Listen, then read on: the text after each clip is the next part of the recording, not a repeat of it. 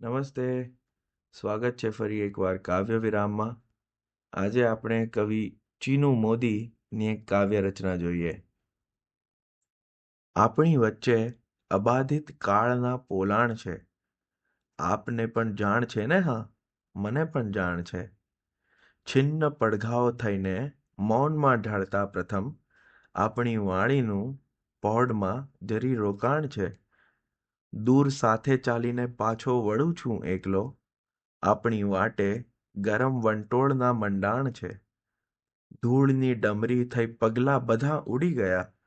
આપણી વીતી ક્ષણોનું આ નવું પરિણામ છે. હું સમયથી પર થવાના યત્ન પણ કરતો નથી.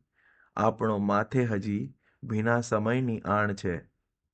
આપણી વચ્ચે અબાધિત કાળના પોલાણ છે. આપણને પણ જાણ છે ને? હા, મને પણ જાણ છે.